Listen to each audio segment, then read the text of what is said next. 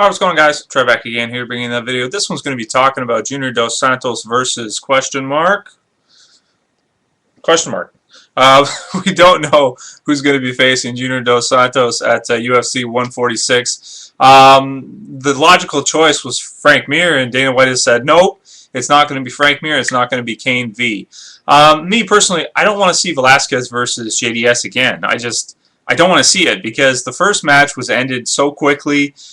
I can't see Cain beating JDS right now. Maybe give him a couple more victories or at least one more fight and victory, and then we can see a rematch. But otherwise, what's the point? You know, it's probably going to be just the same as what happened last time.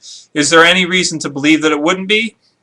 Not in my mind. I can't think of any reason why Cain will do better this time than he did last time. So, you know, yeah, I mean, who's JDS going to fight? If he's not going to fight Frank and he's not going to fight Cain, who is he going to fight? So that match is still on. Dana White says Frank versus Cain is still on for #1 contendership.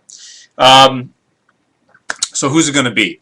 The thing is, I think he's hoping that Alistair, I think, is going to be able to work this out with the Athletic Commission and actually fight. But when your testosterone levels are 14 times that of an average man, in other words, you could line up 14 dudes, take all their testosterone out of their body, and that would be the equivalent to what Alistair Overeem has inside his, in terms of percentage. You know, it's just like, how are you going to talk your way out of that? You know, as far as I know so far, he has not requested his B sample be tested.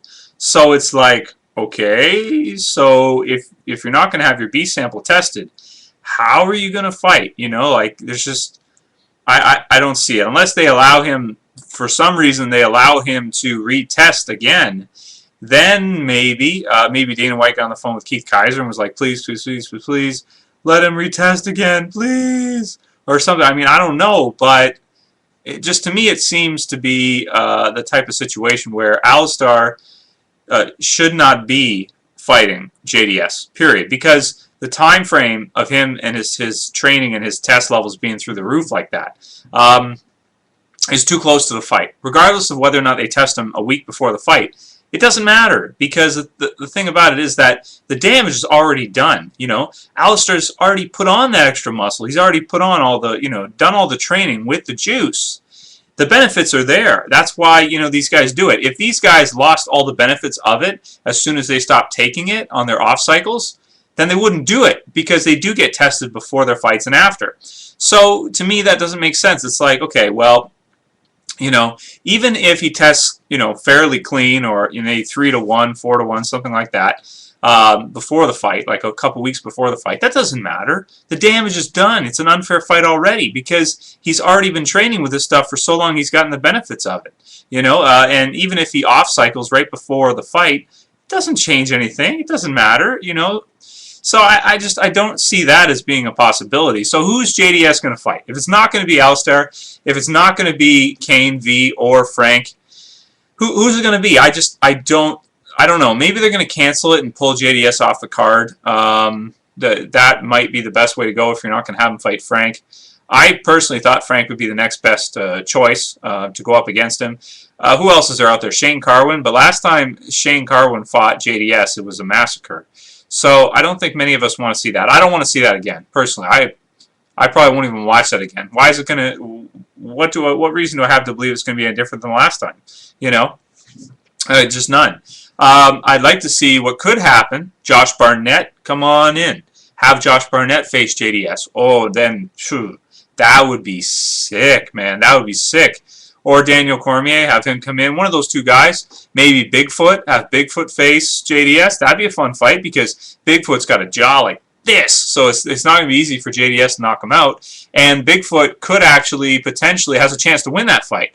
I'd probably only give him a 40% chance. No, 35%, 30% chance. But he could still win that fight, because he's so big. He's probably, you know, it's not easy to knock him out. I mean, when Daniel Cormier did, he broke his hand. So it's not easy to do, first off. Second off, he's got good boxing, he's got pretty good stand-up, and he's got decent wrestling, and obviously great jiu-jitsu. So yeah, I think Bigfoot could be a good matchup for JDS, a fun fight to see. I don't think he'd win it, but I think it'd be interesting. I'd watch it. But if it's going to be JDS against somebody he's already beat, I don't want to watch it. A lot of people have also said that they think that maybe Mark Hunt should be the one to do it. Me personally, I'm like, Mark Hunt, man, like, I don't know. I mean, he was just in danger of getting cut from the UFC.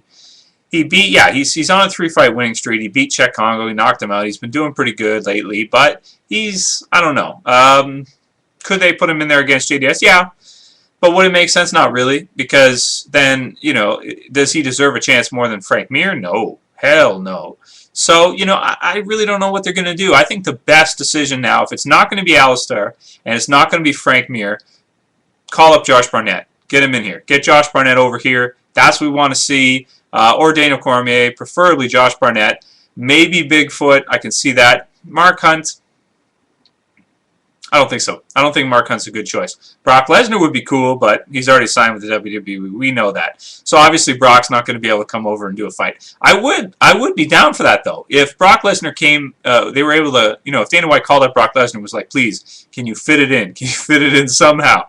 And got him over here to fight JDS. That would be big. That would be really, really big. But, you know, he's already signed with the WWE for, you know, so I don't know if he'll be able to train and that kind of stuff.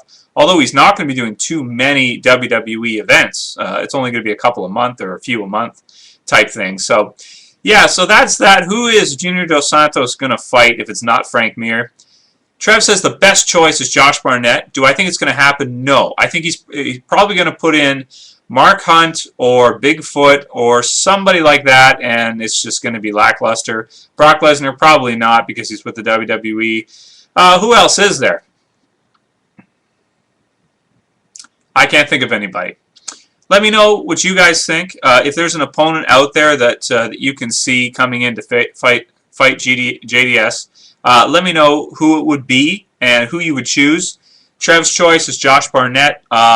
Fedor is out of the question. Don't even bring up Fedor. Fedor is doing his own thing in Russia. In June, he's got a fight, so don't even talk about Fedor. He's not coming in. There's no way. More likelihood Brock Lesnar would come back then and still do WWE than Fedor. And who else is there? I don't know. Let me know what you guys think. Whatever suggestions you have, let's talk about. Interesting topic. Who should fight Junior dos Santos at UFC 146 if it's not Frank Mir? Later, guys. Peace.